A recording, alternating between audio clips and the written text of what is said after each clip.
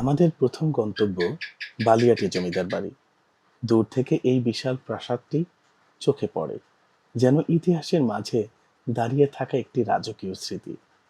Gate দিয়ে ভিতরে ঢুকতেই আপনি অনুভব করবেন একটা অন্যরকম নীরবতা, একটা রাজকীয় পরিবেশ। লম্বা বারান্দা, উঁচু খুঁটি আর একের পর এক কক্ষ, সবকিছুতেই আছে এক ধরনের গ্র্যান্ড সিনেমেটিক ফিল। এখানে হাঁটতে হাঁটতে মনে হবে আপনি যেন কোনো সিনেমার দৃশ্যে হেঁটে যাচ্ছেন। প্রতিটি করিডোর, প্রতিটি দরজা আপনাকে আলাদা আলাদা ফ্রেম দেয়। এই জায়গাটিতে ঢুকতে হলে আপনাকে একটি টিকিট সংগ্রহ করতে হবে। দেশীয় দর্শনার্থীদের জন্য টিকিটের মূল্য সাধারণত 20 থেকে 30 টাকা। খুব কম খরচে আপনি পেয়ে যাচ্ছেন এমন একটি জায়গা, প্রবেশের সুযোগ, যেটা একবারেই ইউনিক এক্সপিরিয়েন্স দেয়। ছবি তোলা, সিনেমেটিক ভিডিও করা, সবকিছুর জন্য এই জায়গাটা একদম পারফেক্ট। বিশ্বাস করুন, আপনি এখানে যত সময় কাটাবেন ততই নতুন নতুন ফ্রেম খুঁজে পাবেন। আমাদের এবারের গন্তব্য রাজা হেমচন্দ্রের মঠ। এই জায়গাটা প্রথম দেখাতেই আপনি বুঝতে পারবেন এটা একদম অন্যরকম।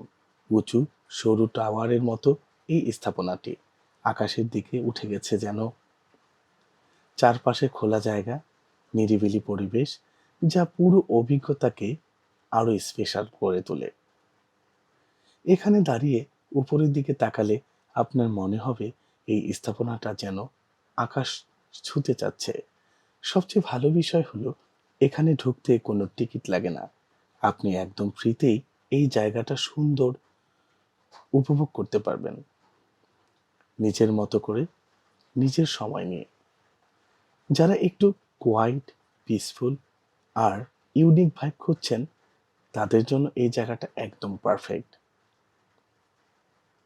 আমাদের এবারের গন্তব্য তেওতা জমিদার বাড়ি।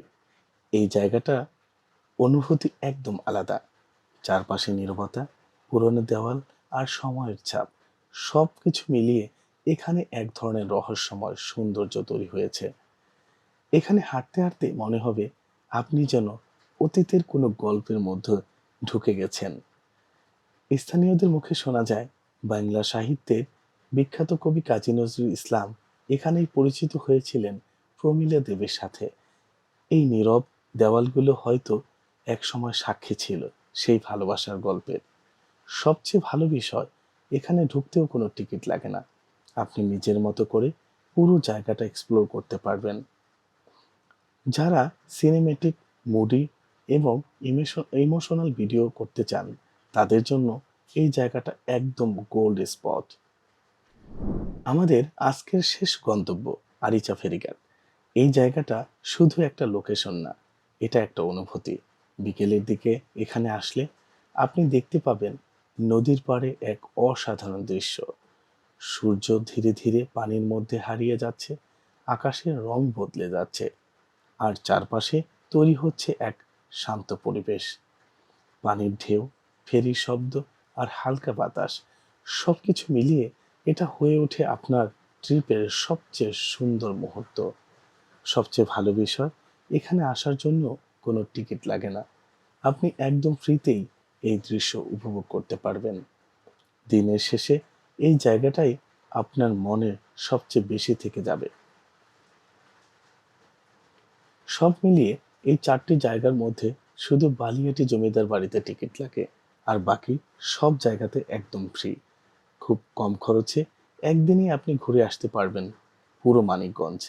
ঢাকার পাশেই এমন সুন্দর একটা ভ্রমণ মিস করা একদমই উচিত না।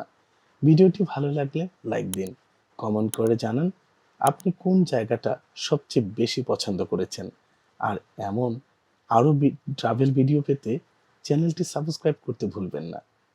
ধন্যবাদ।